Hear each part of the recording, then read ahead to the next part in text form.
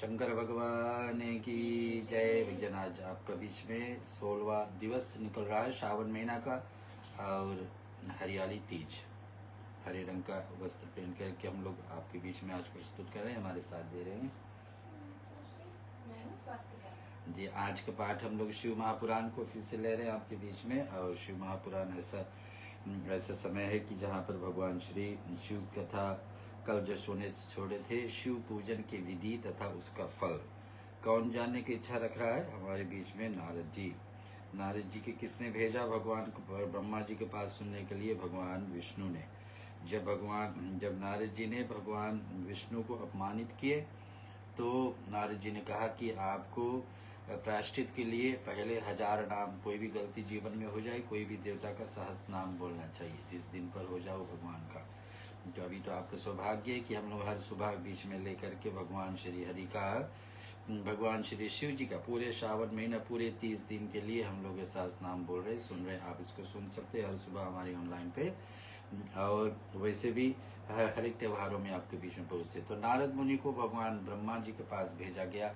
भेजने वाले उनको भगवान विष्णु हैं, और भगवान विष्णु ने आदेश दिया कि जाकर के इसको भगवान ब्रह्मा जी से, मैंने स्वयं अपने पिताजी से इस बात को पूछो कि शिव तत्व के विषय में समझाए, भगवान शिव है क्या।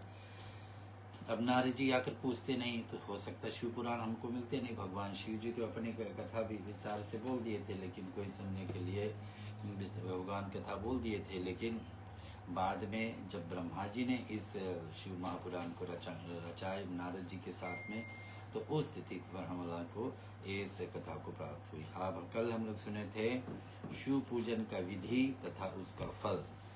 तो सूत जी से पूछ रहे हैं कौन? शौनक आदि ऋषि। तो भगवान ब्रह्मा जी ने बताया कि मैं संक्षेप में लिंग पूजा का विधि बताऊं। यूं ही पहले ही हम लोग सुन चुके हैं शिव पुराण की शुरुआती में कि लिंग का पूजन का क्या सबसे उत्तम लाभ तो है कि आपका हाथ से अगर ज्योतिर्लिंग के कोई भी मिट्टी का पार्थिव लिंग स्थापित करके उनको पूजन करके फिर पश्चात जा करके आप उसको विसर्जन कर देते, वो उत्तम है। लेकिन अपने हाथ से भावना सहित उसको बना करके फिर षोडश रूप से संस्कार आदि करे, सेवा आदि करे।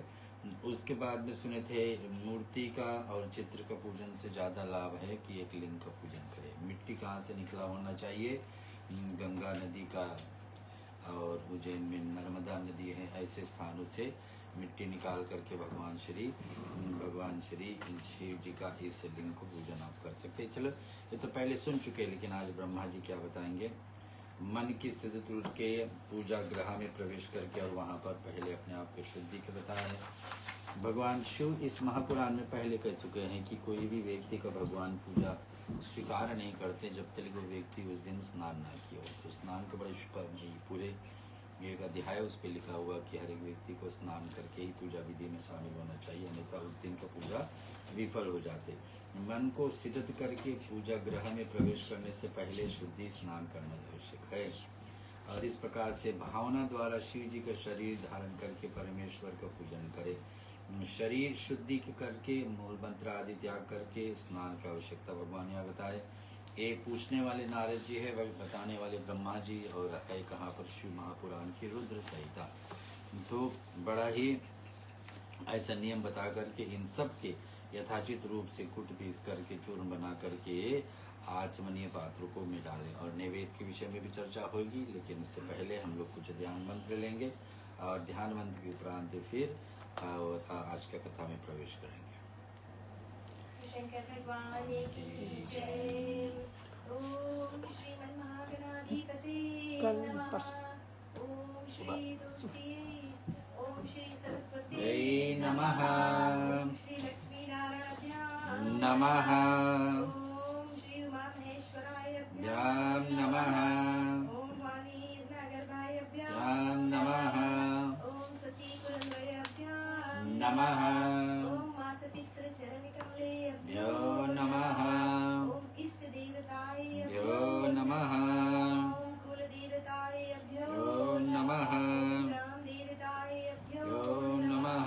वास्तु देवताय नमः। ओम भूर्भुवः स्वः तत्सवितुर्वरेण्यं भर्गो देवस्य धीमहि धियो यो न प्रचोदयात्।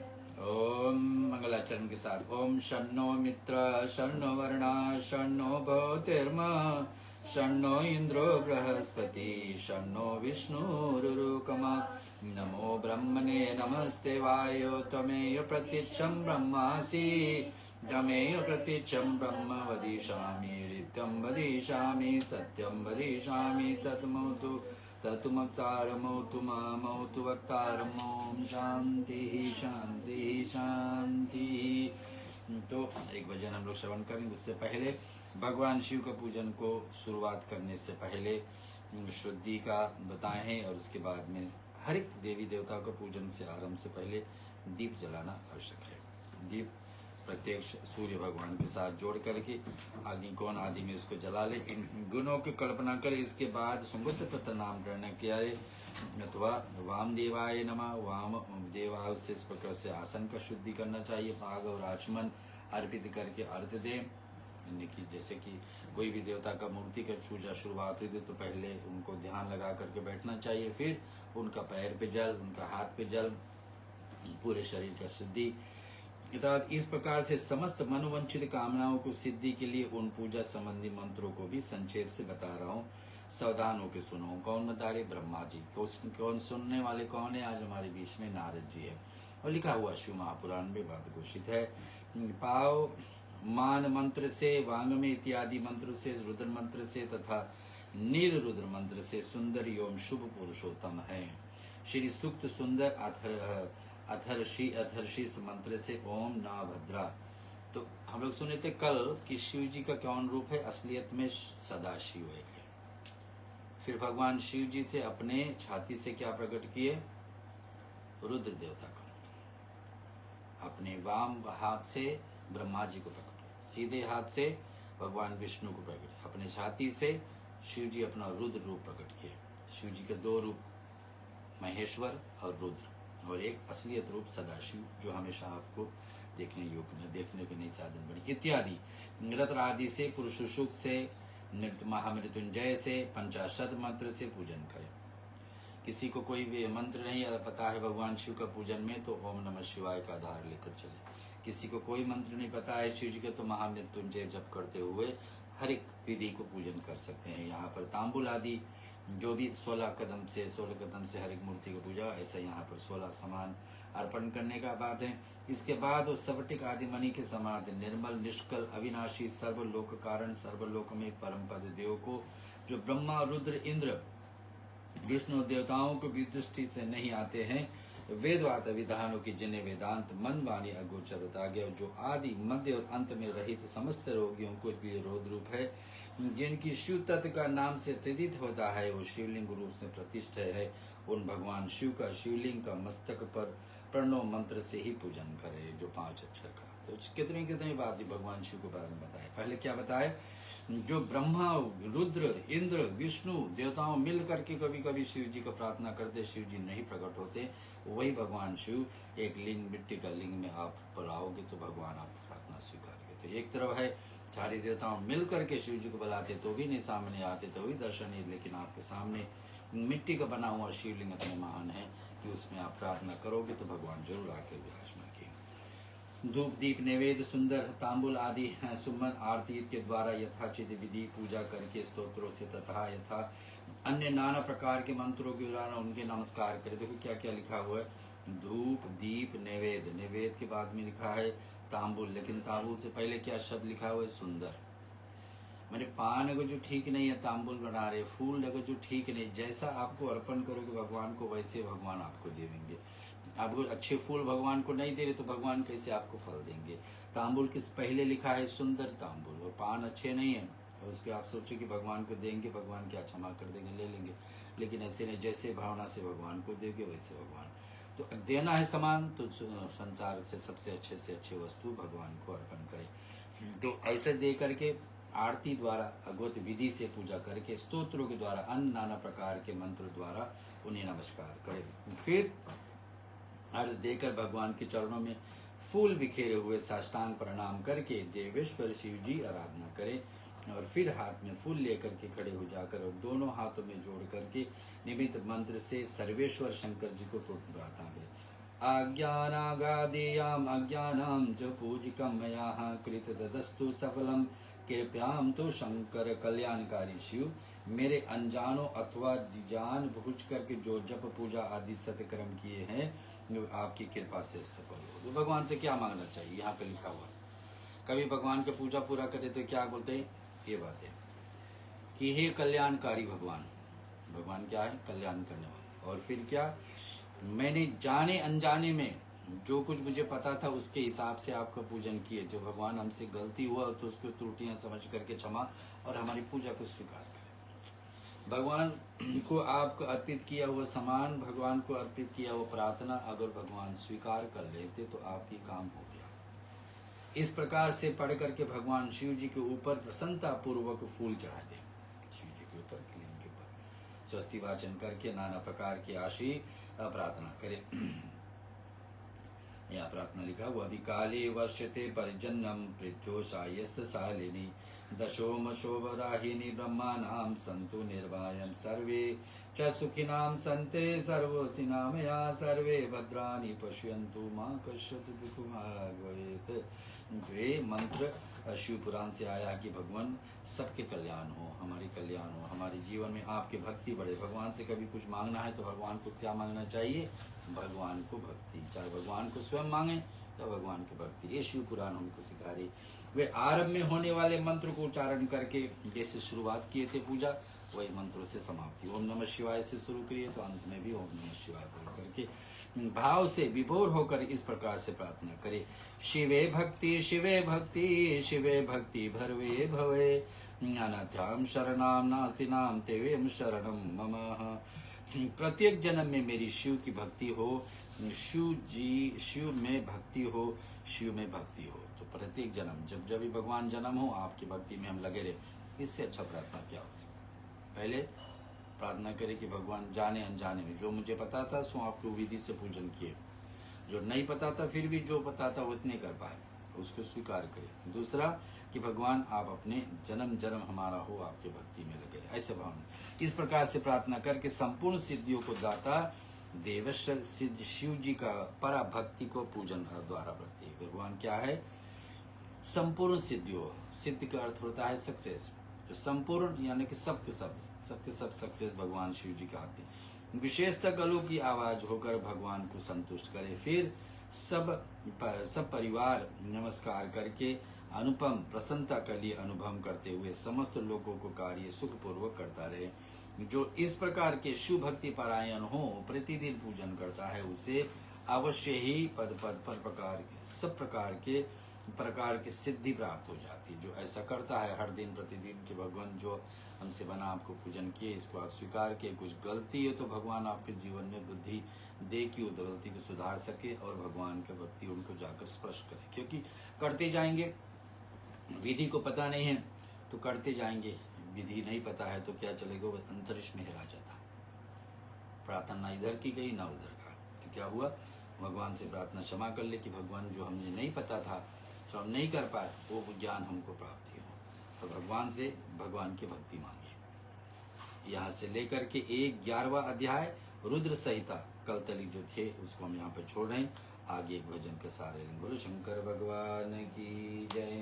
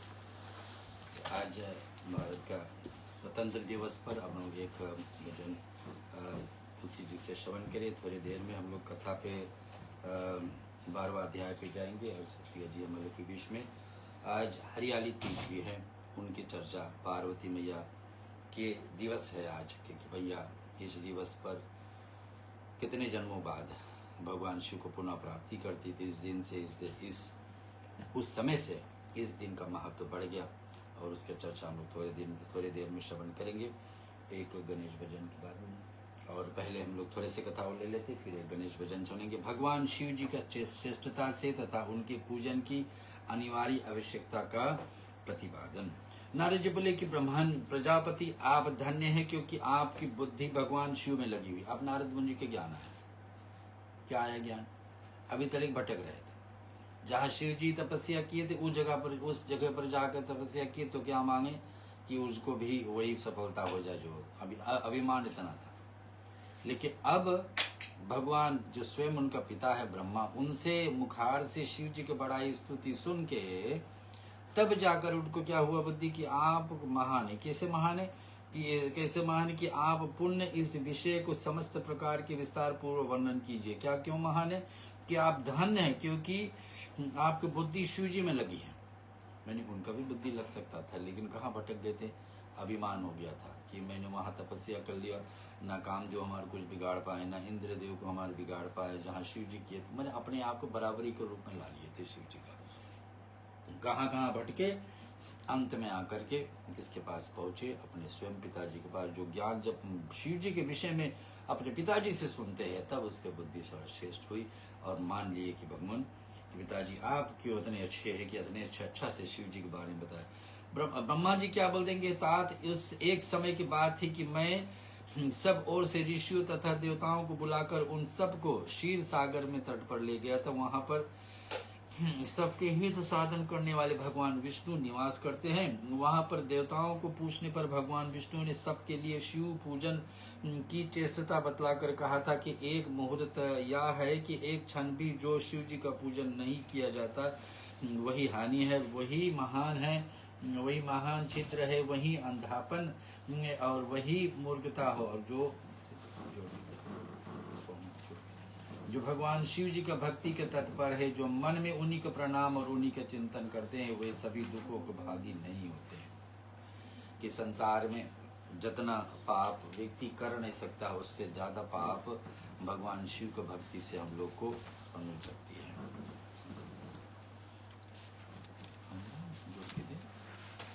और इसी प्रकार से जो मन में उन्हीं प्रणाम और उन्हीं के चिंतन करते हुए कभी दुख से भागी नहीं होते। जो महान सौभाग्यशाली पुरुष मनोहर भवन सुंदर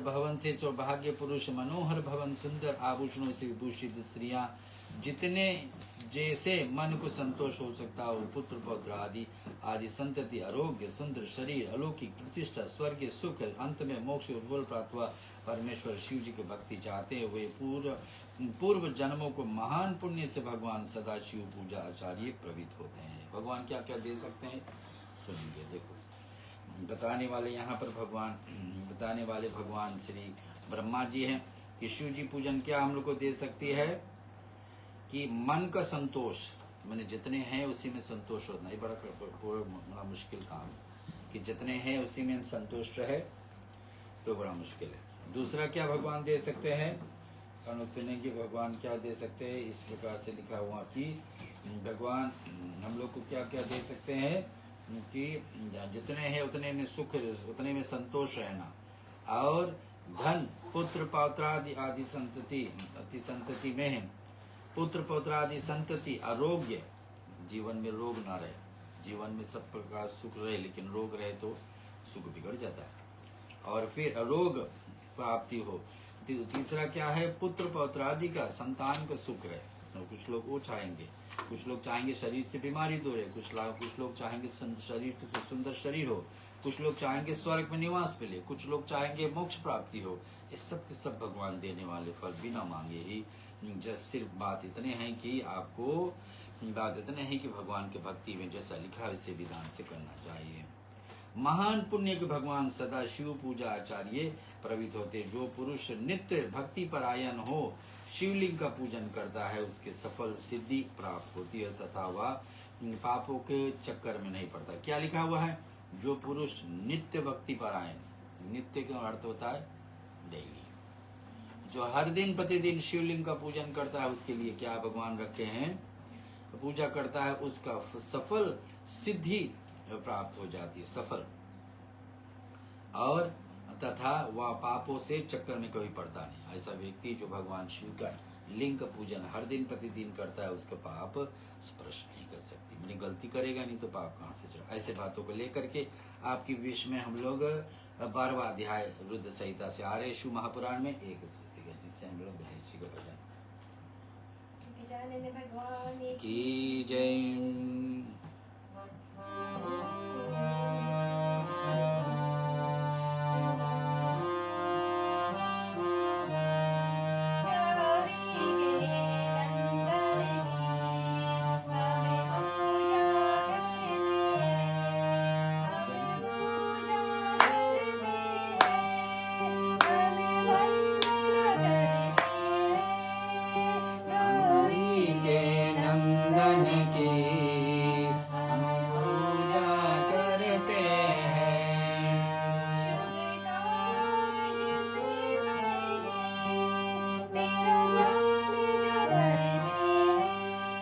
शुभ कार्य से पहले तेरा ध्यान जो करते हैं,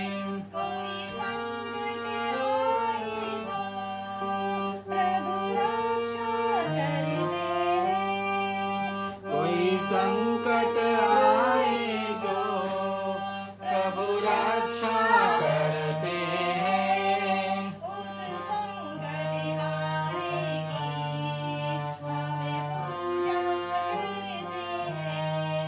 गौरी के नंदन की हम पूजा करते हैं।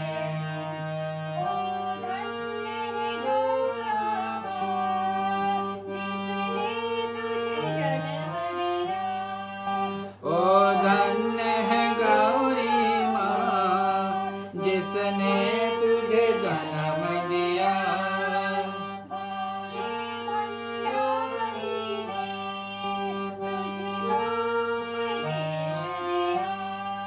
भोले भंडारी ने तुझको उपदेश दिया। भोले भंडारी ने तुझको उपदेश दिया। शंकर के दुलारे की हमें पूजा करते हैं। गौरी के नंदन की हम पूजा करते हैं। संकट के हरता तुम मंगल के दाता हो। संकट के हरता तुम मंगल के दाता हो।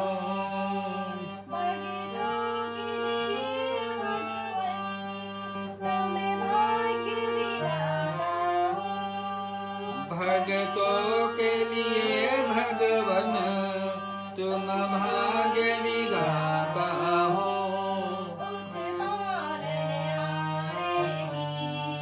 हमें पूजा करते हैं।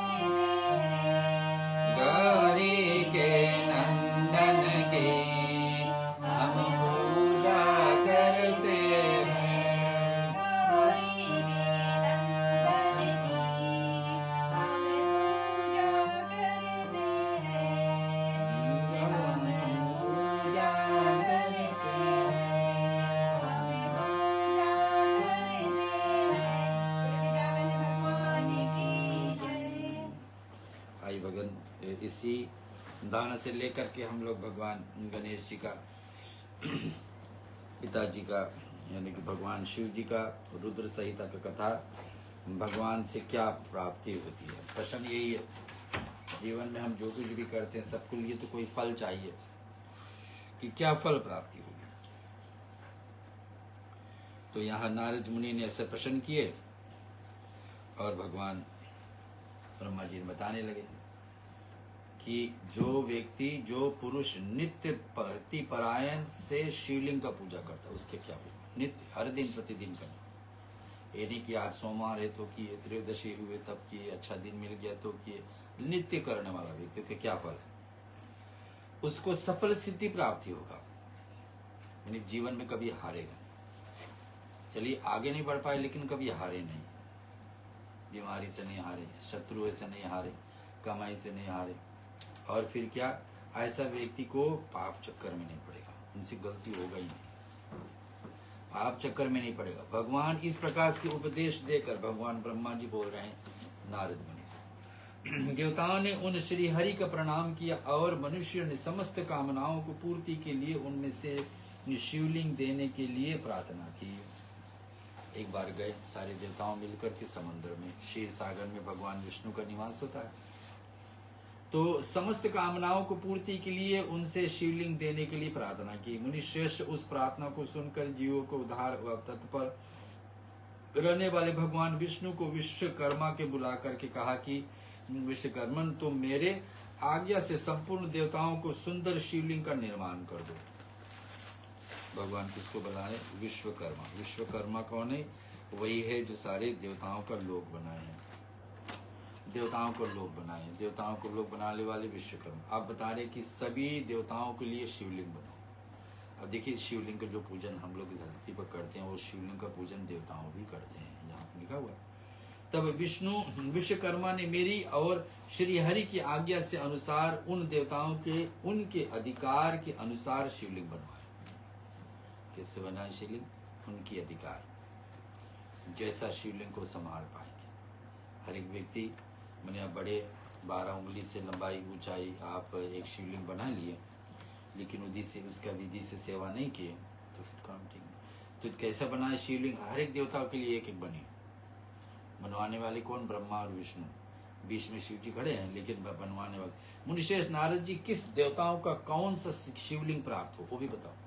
नारद जी पूछ रहे हैं कि कौन देवता का कौन सा लिंग मिलेगा, इसका वर्णन किया जी आप कहिए, उसे सुनो। इंद्र पदराग मणि का लिंग प्राप्त हुआ इंद्र देवता को, शिवलिंग। और कुबेर को स्वर्ण में लिंग का। अब कुबेर राजधानी है उनके पास, क्या कमी है? सभी को धन देने वाले, तो उनको क्या? स्वर्ण, सोने का शिवलिंग बने। और फिर क्या हो जी? धर्म पीतमानित है, पुखार डायमंड का बना, धर्मध्वज का लिंग। तथा वरुण देव, वरुण देव क्या होना है? जल का देवता। वरुण देव का कैसा मिला? श्याम वर्ण का, काले रंग का शिवलिंग पूजा। भगवान विष्णु इंद्रनील में तथा ब्रह्मा हेम में लिंग का। भगवान विष्णु को इंद्रनील में रंग का मिला और ब्रह्मा जी को हेम में, सारे रत्न जोड़ करके जो शिवलिंग बनता वो ब्रह्मा जी को मिले।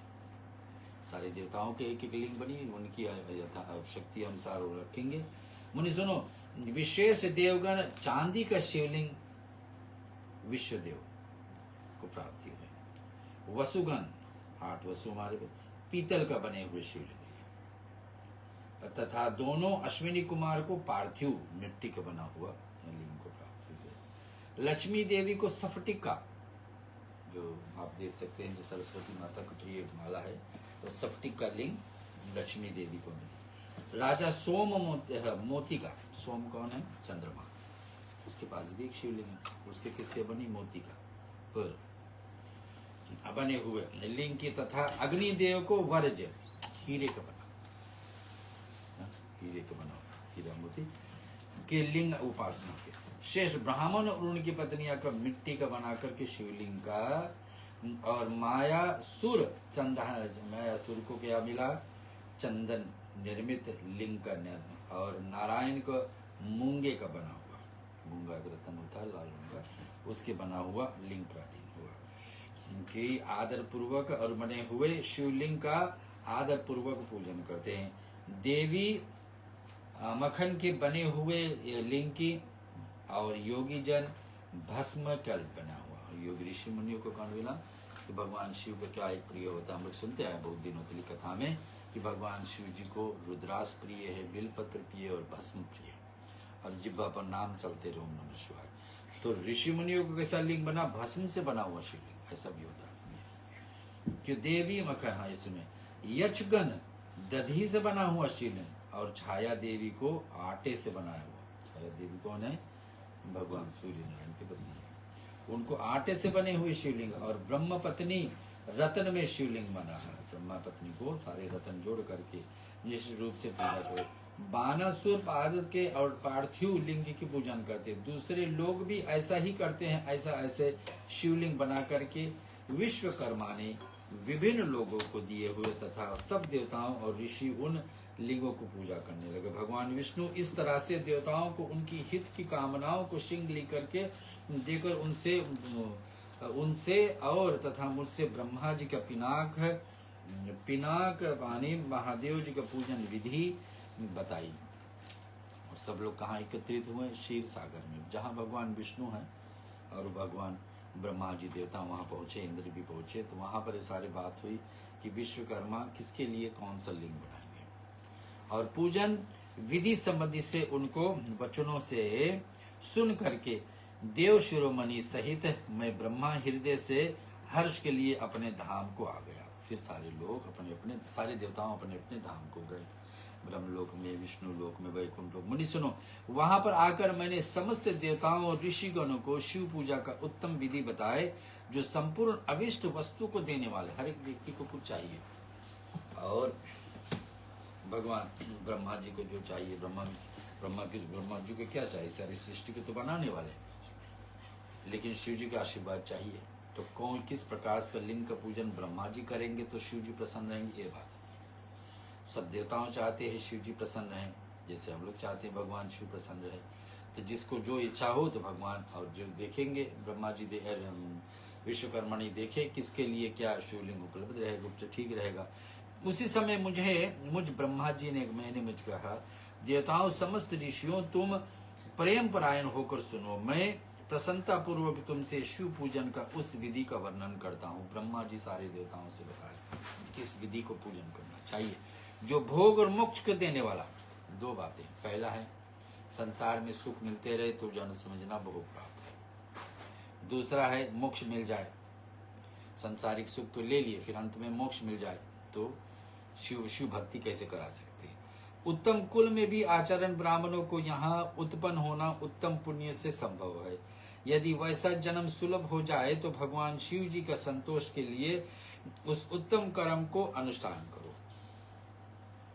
पहले लिखा हुआ था कि किस कुल में आप जन्मे तो उसके हिसाब से क्या भक्ति कर पाओगे। तो यहाँ भगवान बता रहे अच्छे कुल में जन्मे हैं तो अपने आप से आप वातावरण में अच्छे बढ़ते रहोगे तो भक्ति हो जाएगी। लेकिन जो अच्छे कुल में नहीं जन्मे फिर उनका क्या? तो भगवान शिव जी के संतोष के लिए उस उत्तम कर्म का अनुष्ठान करो जो अपने वर्ण और आश्रम के लिए शास्त्र द्वारा प्रतिपादित किया गया है। तो जैसे लिखा है विधान, वैसे आप जोड़ करके हर दिन प्रतिदिन शिवलिंग पूजन का आदत डालो। जितने संपत्ति हो उसके अनुसार ही दान करें। अब कोई नहीं कह रहा कि आप ज्यादा मात्रा में दान, इसी कारण में शिव पुराण में पहले लिखा से कि एक छठा भाग, अपनी कमाई का छठा भाग दान करना चाहिए। दान का अर्थ होता है उनको दे जिससे लौट करके कुछ मिलता है। छठा भाग, अब व्यक्ति कोई $100 कमा रहा तो 100 रुपया में से अब छठा भाग उतना देगा। कोई 1000 कमा तो उसका 1/6 तो उतना कम होगा।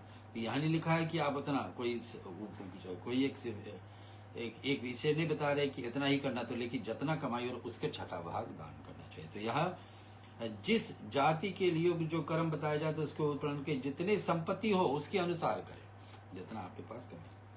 सहस्त्र तपो योगों से जप यज्ञ का महत्व अधिक है।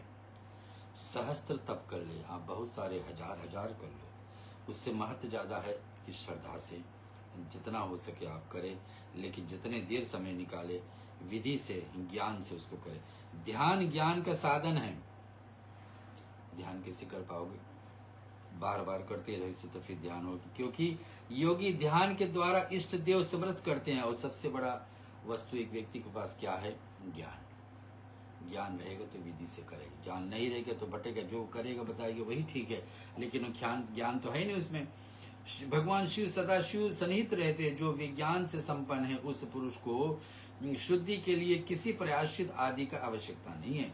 जो शुद्ध व्यक्ति है, जो निष्काम है, जिस निष्पाप है, जो व्यक्ति जीवन में पाप किया ही नहीं, उसको शुद्धि लेके क्या करना तो आवश्यकता। थोड़ा मनुष्य को जब तक ज्ञान प्राप्ति न हो तब तक विश्वास दिलाने के लिए कर्म से ही भगवान शिव को आराधना करना चाहिए। सबसे बड़ा है ज्ञान। ज्ञान प्राप्त होगा तो व्यक्ति भक्ति मार्ग पे ठीक चलेगा, अन्यथा जो भी करेगा बताएगा ठीक है।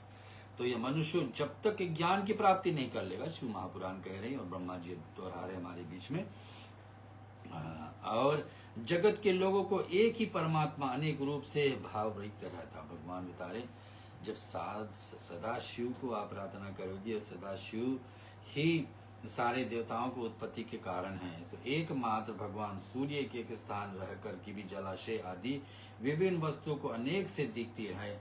तो भगवान जैसे महादेव है, भगवान जैसे सूर्य नारायण को प्रकट किए हैं, तो सूर्य नारायण के एक जगह पर बैठे पूरा दृष्टि पूरे ब्रह्मांड को एकमात्र प्रकाश देता है। वैसे ही महादेव बैठ करके सभी को एक बराबरी देखता है। वह परब्रह्म शिव रूप है, ऐसा समझो कि जब तक तत्व ज्ञान ना हो जाए तब तक प्रतिमा का पूजा प्रकट नहीं होता है। जब तक ज्ञान भक्ति के तरह एक होता है, भक्ति के कि व्यक्ति के जीवन में दुख है तब भक्ति करेगा, दूसरा है कि जानने की इच्छा होगा तब भक्ति करेगा, तीसरा है देखा देखी करेगा, वो कर रहा वही कर रहा, परिवार में लोग कर रहे हैं, पर यार दोस्त कर रहे हैं मंडली को, वो करे तो करेगा। चौथा है तत्व ज्ञान हो गया कि समझ गया ये जीवन में और कुछ है क्या, ये सब अंत हो जाएगा, एक में बचेगा क्या, भक्ति। तो जब तक तत्व ज्ञान ना हो जाए तब तक प्रापितामा को पूजा आवश्यक है। इसे अनेक अभाव से जो भी प्रतिमा पूजा का करता है उसका प्रत्यय निश्चित। इसलिए ब्राह्मणों सुनो, ये अर्थात बात सुनो, अपनी जाति के लिए जो कर्म बताया गया उसको प्रयत्न पूर्वक पालन करो, यानी कि कर्तव्य। गीता का बात है इसमें। गीता क्या बताती है? अपने कर्तव्य के पालन को, जिसमें हम जन्मे हैं उसके हिसाब से करना चाहिए। गीता हम लोग को कर्तव्य की याद कराती कि जो हम लोग को काम दिया गया, मान ली कोई पढ़ाई कर रहा है, पढ़ाई में ध्यान नहीं लग रहा तो फिर उसको भटकेगा। इसी प्रकार से कोई नौकरी कर रहा है, नौकरी में जाकर काम चोरी करना तो वो ठीक नहीं, तो कर्तव्य के तो पालन कर नहीं रहे। तो इसलिए ब्राह्मण सुनो, अपने सामर्थ्य अनुसार और उसके साथ साथ में जो कार्य आपको सौंपा गया उसको पालन करते ना। जहाँ पर यथाविधि भक्ति हो उस आराध्य देव का पूजन आदि अवश्य करना चाहिए, यथावत भक्ति हो, क्योंकि पूजन और दान आदि बिना पातक दूर नहीं होते हैं। पूजा और दान भगवान के साथ जुड़ करके हर दिन प्रतिदिन और अपने जीवन की कमाई से कुछ भाग निकाल करके देना। जैसे मैले कपड़े में रंग बहुत अच्छा नहीं चढ़ता है, किंतु वह उसको धोने के स्वच्छ हो जाता है, तब उस प्रकार उस सब रंग उसके पर चढ़ जाती है। उसी प्रकार से देवताओं को भली भांति पूजा से सब त्रिविध शरीर पुण्यतना निर्मल हो जाता है, तभी उस पर ज्ञान का रंग चढ़ता है। तो भगवान बता रहे जीवन में जितने बार आप करते जाओगे धीरे धीरे ज्ञान भगवान। तो पूजा का हर एक पूजा का, शिव जी पूजा के बाद में क्या बोलना है? 3 चीजें भगवान ने बताएं। पहले बताएं क्या कि भगवान जाने अनजाने में जो आज हम पूजा आपको अर्पण किए इसको आप स्वीकार करें। दूसरा क्या बोलना है कि भगवान हमको ऐसा ज्ञान देते रहना ताकि आपके भक्ति में हम लगे रहे। तीसरा क्या मांगना है कि भगवान से भगवान को मांगो, भगवान से भगवान को ही मांगो। सांसारिक सुख तो अपने आप से आएगा, लेकिन जब भगवान को ही मांग लिए तो फिर उसके साथ में सब कुछ। जब भगवान ही अपने आप को आपको अपना लिए तो भगवान जानबूझ के भक्तों को क्यों दुख देंगे? तो यहाँ बता रहे कि जाने पर द्रिंद दी दूर हो जाने पर ढिंड भी दुख से रहित पुरुष शिव रूप हो जाता है। जिसके जीवन में दुख और सुख असर नहीं करेगा कि जीवन में सुख है या दुख है, वो भगवान शिव कहते मेरा रूप हो जाए। मनुष्य जब तक ग्रस्त आश्रम में रहे तब तक 5 देवताओं को तथा उनमें श्रेष्ठ भगवान शंकर का प्रतिमा का उत्तर प्रेम कर साथ पूजन। जब तक हम लोग संसार में ग्रस्त जीवन में पते हैं, परिवार है, तब तक 5 देवता का पूजन तो करना ही करना चाहिए। गणेश जी है, शिव जी, माता रानी और विष्णु भगवान, सूर्य देव।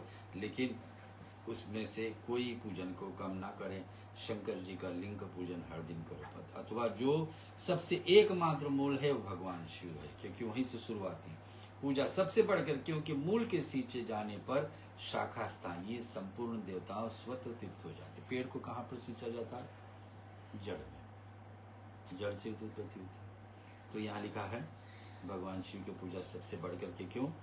क्योंकि मूल के सींचने पर, माने जड़ में सींचने पर पूरा पेड़ के ऊपर असर पड़ेगा।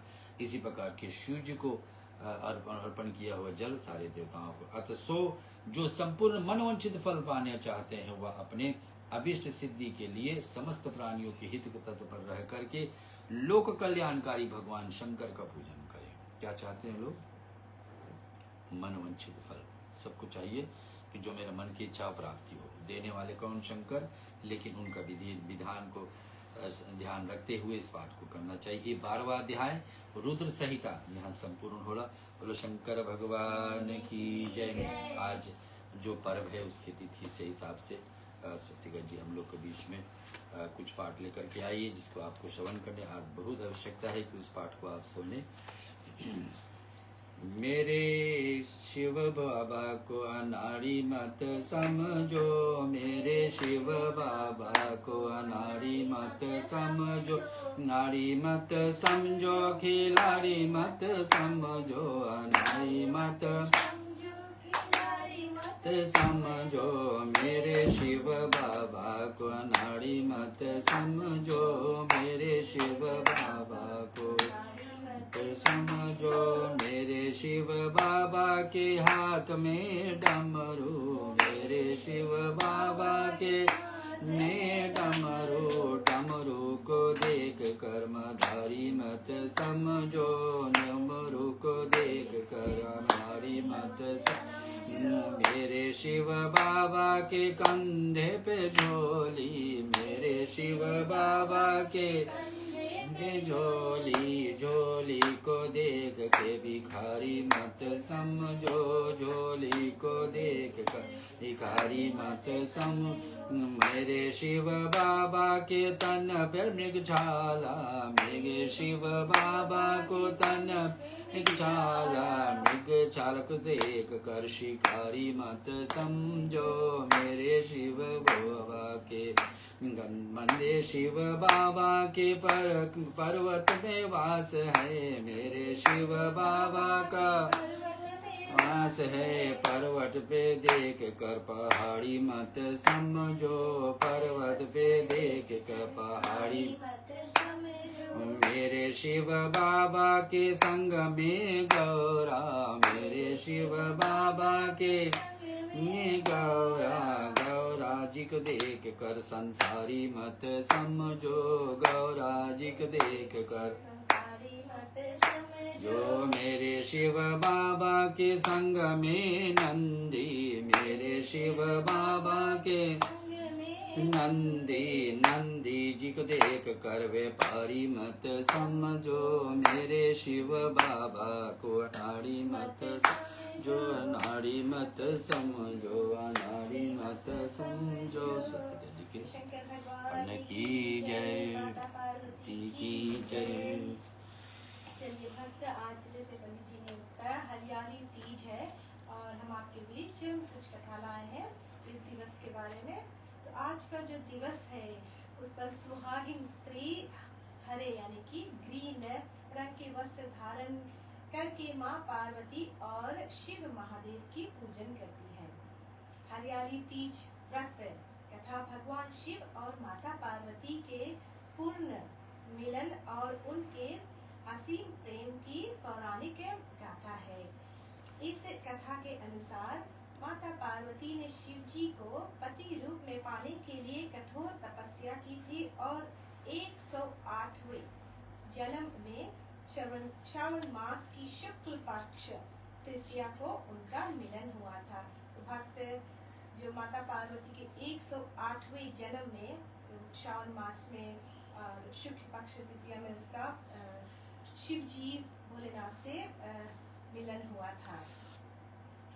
और माता पार्वती का संकल्प, तो शिव जी को पाने के लिए माता पार्वती ने घोर तपस्या किया था। और कथा सुनते नारद जी के कहने पर हिमालय राजा की पुत्री पार्वती ने भगवान शिव को पति के रूप में पाने के लिए मन में संकल्प लिया और घोर जंगल में जाकर तपस्या शुरू की। और कठोर तपस्या के माता पार्वती ने कई वर्षों तक अन्न जल त्याग कर केवल सूखे पत्ते चबाकर और फिर उनका भी त्याग अर्पणा नाम से हेतु तप किया। ठंडी, गर्मी और बरसात में कष्ट सहे। भगवान शिव ने पार्वती जी की परीक्षा ली और उनकी निष्ठा देखकर अत्यंत प्रसन्न हुए। तो जब माता पार्वती तपस्या की थी तब शिव जी भगवान ने उनकी परीक्षा ली और माँ पार्वती परीक्षा में सफल हुई और उससे शिव जी बहुत ही प्रसन्न हुए। और उसके बाद श्रावण शुक्ल तृतीया के दिन शिव जी ने पार्वती जी को पत्नी के रूप में स्वीकार किया। तभी से यह महत्या की मान्यता है कि जो भी सुहागिन स्त्री हरियाली यानी कि ग्रीन कलर की हरियाली तीज का व्रत रखकर इस कथा को सुनती है उसे अखंड सौभाग्य और सुखी वैवाहिक जीवन का वरदान मिलता है। तो पार्वती मैया की जय। ये थी छोटी सी कथा हरियाली तीज के दिवस पर माता पार्वती के बारे में। और हम आज आपको उसी विषय में लेकर शिव महापुराण से माता पार्वती की तपस्या और शिव पार्वती संवाद की कथा सुनाएंगे। ये हम सुनाने जा रहे हैं आपको शिव महापुराण से। चलिए सुनते हैं शिव पार्वती परीक्षा। ब्रह्मा जी बोले, हे नारद, जब श्री हरि आदि सभी देवता चले गए तो भगवान शंकर ने सप्त ऋषियों का स्मरण किया। उनके आने पर भगवान शंकर ने उन्हें कहा, तुम गौरी शिखर पर जाकर पार्वती से मिलो। वे मुझे प्राप्त करने के लिए महान तप कर रही है। उनके प्रेम की परीक्षा लेकर मुझे अवगत कराओ। आज्ञा पाकर सप्त ऋषि गौरी शिखर पर पार्वती जी के पास पहुँचे और उन्हें प्रणाम करके पूछा, हे देवी, आप इतना कठोर तप किस लिए कर रही हैं? पार्वती जी उनसे बोली, हे श्रेष्ठ ऋषियों, मैं तो भगवान शंकर को पाने के लिए नारद जी द्वारा बताए रास्ते के कारण तप कर रही हूँ। वे मेरे प्राणेश्वर है। मुझे पूरी आशा है कि वे मेरी कामना अवश्य पूरी करेंगे। यह सुनकर सप्तऋषि बोले, हे पार्वती, आपको कपटी नारद मिल गया। आपके चरित्र को तुम जैसे भोली भाली कन्याएं क्या जाने। उनसे तो अनेक घरों को चौपट कर दिया है, बहुतों को मरवा डाला है। तुम्हारे पिता से 10,000 पुत्रों को जो नारायण सरोवर पर पिता के आज्ञा से तप कर रहे थे, उन्हें बहका दिया और परिणाम यह निकला कि वे लौटकर आज तक नहीं आए। विद्याधर चित्रकेतु का घर ही उसने बसने से नहीं दिया। तुमने उसके वचनों पर विश्वास करके महानिर्लज्ज अमंगल रूप भूत प्रेतों के साथ रहने वाले को पति बनाने का विचार कर दिया है। वक्त ये कथा हम आपको सुना रहे हैं, आपके बीच सुना रहे हैं शिव महापुराण से, जहाँ पर माता पार्वती घोर तपस्या में है और भोलेनाथ शिव जी सप्त ऋषियों को भेजा है कि माता पार्वती की परीक्षा ले। तो यहाँ पर वही कथा हम आपके बीच सुना रहे हैं। उनसे पहले दक्ष कन्या सती को कौन सा सुख प्रदान किया था? वह बेचारी अपने पिता के यज्ञ में जाकर भस्म हो गई थी। वह विवाह नारियों से अलग रहने वाला तुम्हें क्या सुख प्रदान करेगा? तुम हट छोड़कर घर चली जाओ। तभी यहाँ पर भक्त सप्तऋषि पार्वती माँ की परीक्षा लेने जैसे आए हैं और वे हर प्रकार से उनकी परीक्षा ले रहे हैं। सप्त ऋषियों की बात सुनकर पार्वती जी हंसकर बोली, आप जो कह रहे हैं वह सत्य नहीं है। मैं पर्वतराज की पुत्री होने के कारण कठिन से कठिन तप से नहीं घबराती। नारद जी ने तो मेरा परम हित किया है। प्रत्येक प्राणी शिव जी को प्राप्त नहीं कर सकता। मैं भगवान शंकर के पास तत्व को समझकर गई हूँ। हे ऋषियों, यदि शिव जी से मेरा विवाह न हुआ तो कोई चिंता की बात नहीं है। मैं कंवारी रहकर भी उनका भजन पूजन करती रहूंगी। संसार में सभी जन अपना धर्म त्याग दे। सूर्य पूर्व के बजाय पश्चिम से उदय होने लगे, परंतु मेरी प्रतिज्ञा अटल है और अटल ही रहेगी। उनका दृढ़ संकल्प देखकर सप्तऋषि उन्हें आशीर्वाद देकर भगवान शिव जी के पास लौट गए। शंकर भगवान की जय। आगे की कथा हम सुनते हैं शिव पार्वती का संवाद। अभी हमने सुना कि सप्तऋषि सभी आए थे पार्वती माता की परीक्षा लेने और पार्वती माता सफल हो गई। अब सुनते हैं हम शिव पार्वती संवाद। इसके पश्चात ब्राह्मण के रूप में आए शिव जी से पार्वती बोली। अब यहाँ पर शिव जी आते हैं माता पार्वती की परीक्षा लेने के लिए। शिव जी से पार्वती बोली, हे ब्राह्मण देवता, मैं कर्म और वाणी से भगवान शंकर की पत्नी बनना चाहती हूँ। मुझे पता नहीं कि यह काम अत्यंत मुश्किल है, फिर भी मेरी यही कामना है कि मैं अपनी आपकी पत्नी बनूं। इस प्रकार ब्राह्मण वेशधारी शिव जी बोले, हे देवी, तुम गलती कर रही हो। मैं अपने गुरु की कृपा से शिव जी को अच्छी तरह से जानता हूँ। वे हमेशा लगन रहते हैं, भस्म लगाए रहते हैं और नंदी नामक बूढ़े बैल की सवारी करते हैं। इससे पहले उनके साथ सती को भी कोई सुख प्राप्त नहीं हुआ। तो भक्त यहाँ शिव जी योगी रूप में स्वयं आते हैं पार्वती माता की परीक्षा लेने के लिए और वो कहते हैं कि शिव जी हमेशा वो शिव जी को अच्छी तरह से जानते हैं और वे माँ को बता रहे हैं कि वे हमेशा लगन रहते हैं, भस्म लगाए रहते हैं और नंदी नामक एक बूढ़े बैल पर सवारी करते हैं और इससे पहले भी उसने माता सती को भी कोई सुख नहीं दिया था। तो ये शिव जी स्वयं योगी रूप में माता पार्वती की परीक्षा लेने के लिए कहते हैं। तो चलिए आगे सुनते हैं। तुम तो इस संसार में परम सुंदरी हो, इसलिए तुम शिव को छोड़कर विष्णु, इंद्र आदि अन्य देवताओं में से भी किसी एक को पति बना लो। शिव जी में पति बनने का कोई भी गुण अस्तित्व नहीं है। यह सुनकर पार्वती जी को ब्राह्मण देवता पर क्रोध आ गया कि वो जो शिव जी आए थे ये ब्राह्मण देवता बन के उस पर क्रोध आ गया। वे बोली, इसी प्रकार की निंदा करके यहाँ से सप्त ऋषि भी चले गए हैं। तुम उन्हें नहीं जानते तो क्यों हो? क्योंकि ब्रह्मा विष्णु उन्हीं की छत्र छाया में सुख भोग रहे हैं।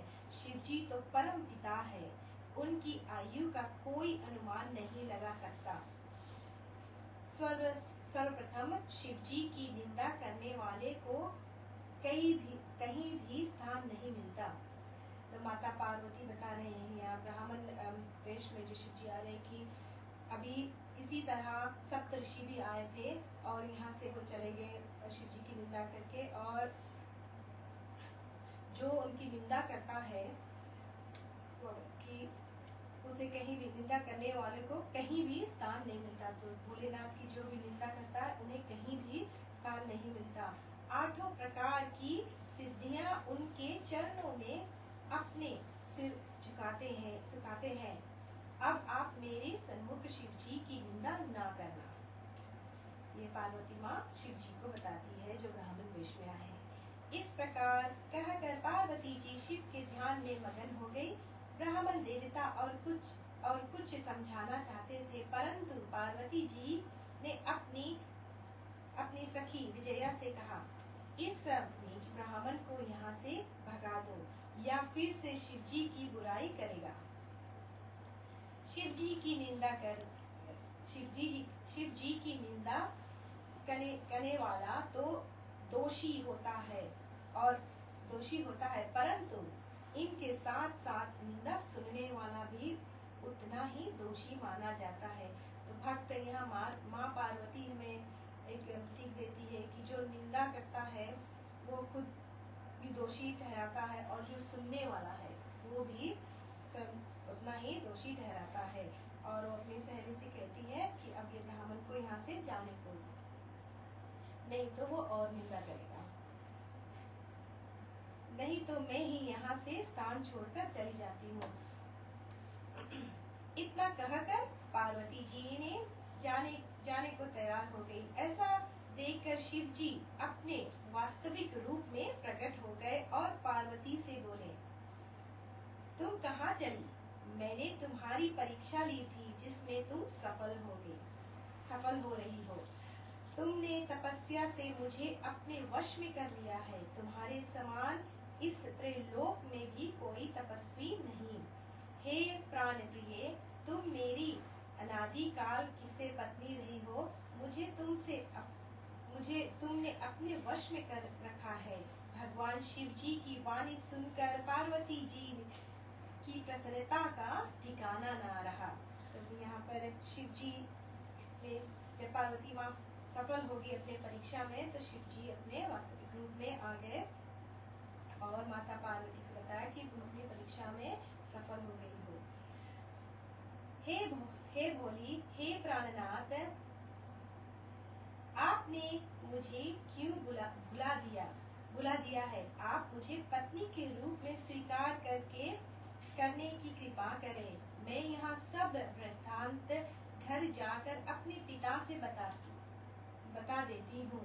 आप मेरे पिता से मुझे पत्नी रूप में मांग लें। इस तरह पार्वती जी भगवान शिव को प्रणाम करके चुप हो गई। शिव जी तथास्तु कहकर कैलाश को चले गए। वहां पहुंचकर उन्होंने नंदीश्वर आदि गणों को यह शुभ समाचार सुनाया, जिसे सुनकर सब बड़े खुश हुए। पार्वती जी अपने घर को चली गई। पार्वती के आने का समाचार जानकर हिमाचल और मैना अपने पुरोहित तथा संबंधियों के साथ विमान पर आरूढ़ होकर उन्हें लेने को आ गए। यह शुभ समाचार सुनकर पुरवासी भी आ गए और सब जय जयकार के नारे लगाने लगे। पार्वती मैया की जय, शंकर भगवान की जय। चलिए भक्त, अब हम इसी कथा के भजन सुना देती छोटी अनुसार हम एक तुलसी रानी से भजन सुनते हैं। छोटी सी मेरी पार्वती शंकर की पूजा करती है। छोटी सी मेरी पार्वती शंकर की पूजा करती है। निर्जल रह कर निश्चल मन से नित ध्यान प्रभु का धरती नीति सी पार्वती शंकर की पूजा करती थी। गंगा यमुना जाती थी, जल भर भर कर बोलाती थी। नित्य गंगा यमुना जाती थी, भर भर कर बोलाती थी। निर्जल रह कर निश्चल मन से नित्य ध्यान प्रभु का करती थी। छोटी सी मेरी पार्वती एक पूजा करती थी।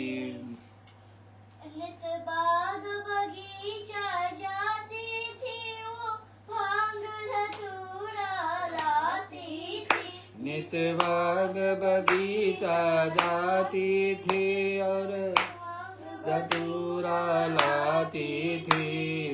निर्जल रह करने से चल मन से नित्य ध्यान प्रभु का धरती थी छोटी सी मेरी पार्वती शंकर की पूजा करती थी। पार्वती माता की जय।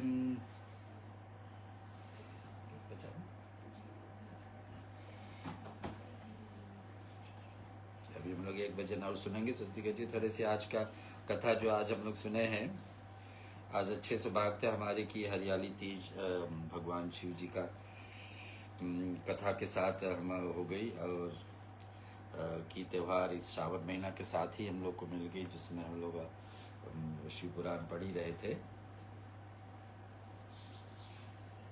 जी अच्छा हुआ कि आज मैं पूरे 30 दिन के लिए श्रावण महीना में कथा चल रही है और मुझे ये अवसर मिली कि आज इस दिवस पर कितना महान है कि शिव और गौरा माँ की मिलन होती है। और ये अच्छा हुआ कि आप हमेशा यही कथा नवरात्रि में भी पढ़ते हैं, हम लोग भक्तों को सुनाते हैं, दर्शकों को सुनाते हैं देवी का जो 9 रूप है। और नवरात्रि ऐसे देवी पुराण से कथा जोड़ करके शिव पुराण में आ गई। जी ये सब कथा एक दूसरे से मिलती है और मुझे तो बहुत ही आनंद होता है जब एक ग्रहण से दूसरे ग्रहण तक एक कथा लेकर जाती है।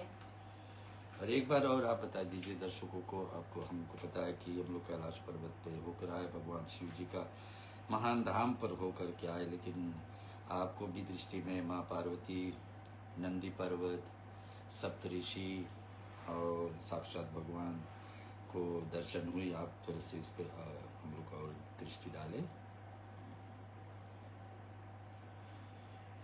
जी हाँ जी, मुझे पता है कि आप कैलाश की यादों में अभी भी है, लेकिन आपने पूछा है तो मैं कहती हूँ, चलिए सुनिए। कैलाश को नोट फेस पर मैंने और लोगों के साथ एक अद्भुत दृष्टि देखी। क्या देखिए? देवी का रूप कैसे से देखे? जी हाँ, जब हम कैलाश पर्वत को देख रहे थे तो एक बार जब भी देखो तो एक स्वरूप दिखता था हमें।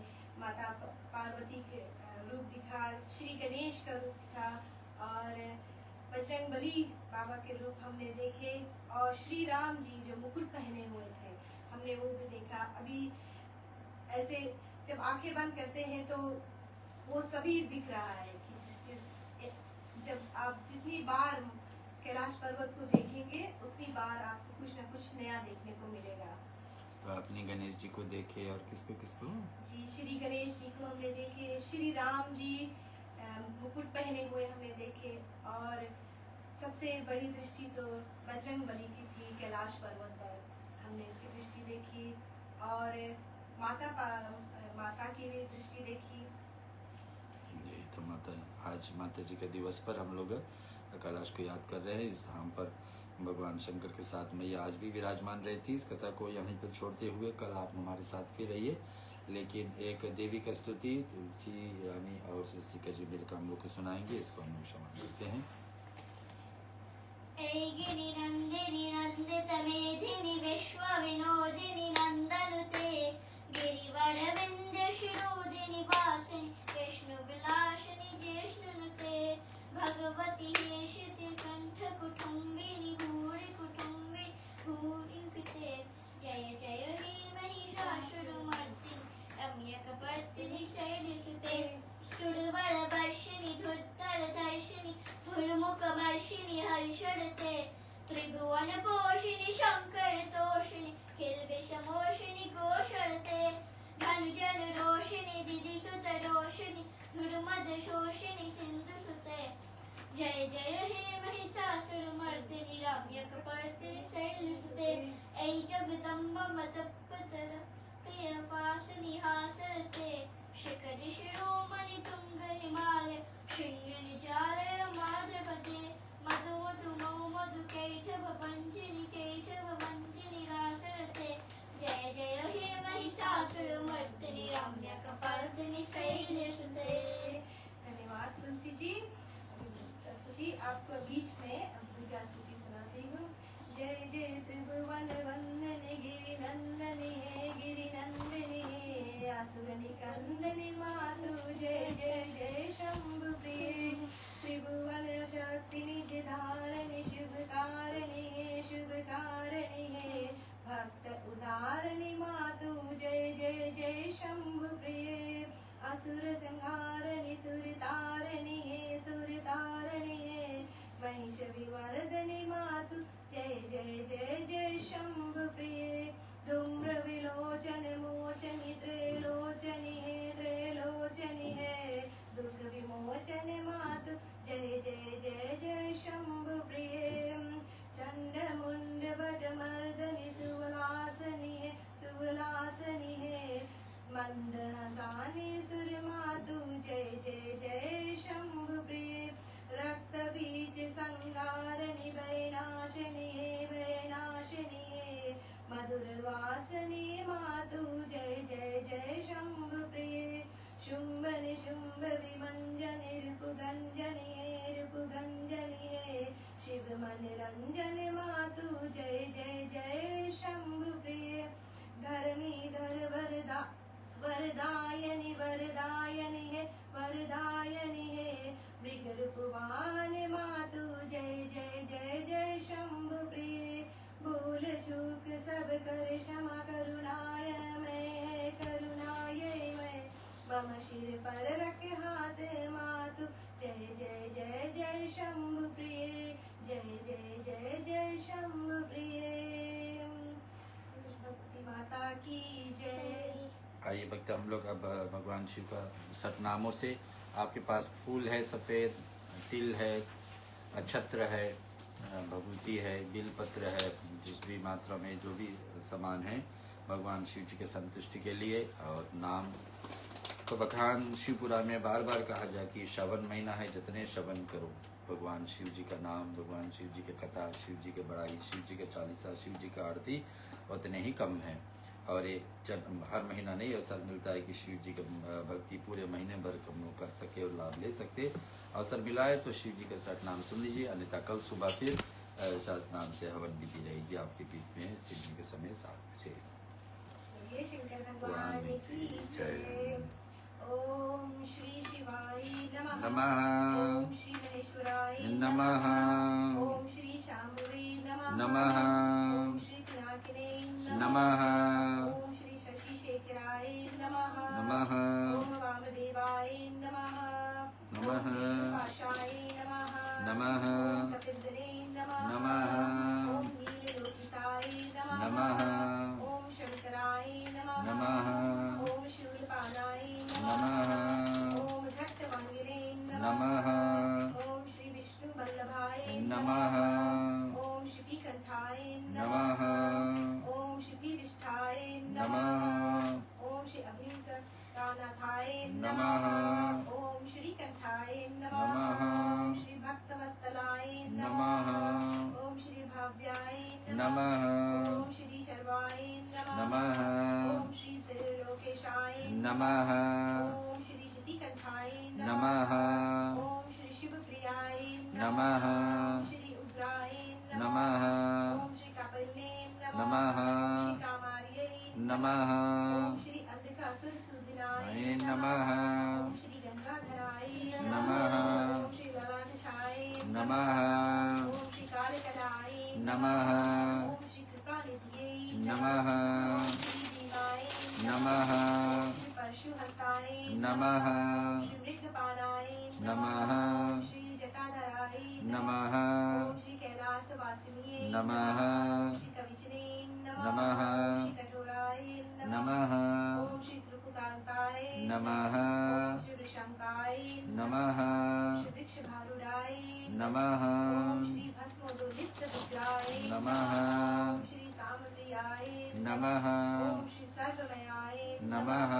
त्रिमूर्तिये सरस्वत्यै नमः ओम श्री अग्निश्वराय नमः ओम श्री सर्वविद्याय नमः ओम श्री परमात्मने नमः ओम श्री सोम सूर्य त्रिलोकजनाय नमः ओम श्री हविषे नमः ओम श्री यज्ञमायाय नमः ओम श्री पंचवक्त्राय नमः ओम श्री सदाशिवाय नमः ओम श्री विश्वेश्वराय नमः ओम श्री वीरभद्राय नमः ओम श्री गणानाथाय नमः ओम श्री प्रजापते नमः ओम श्री हृदयरेतसे नमः ओम श्री दुर्वासाय नमः ओम श्री गिरीशाय नमः ओम श्री गिरीशयाय नमः ओम श्री अनगाय नमः ओम श्री भुजंगभूषणाय नमः ओम श्री भर्गाय नमः ओम श्री गिरिधवने नमः ओम श्री गिरिप्रियाय नमः ओम श्री अष्टमूर्तिये नमः ओम श्री अनेकतामने नमः ओम श्री सात्विकवाय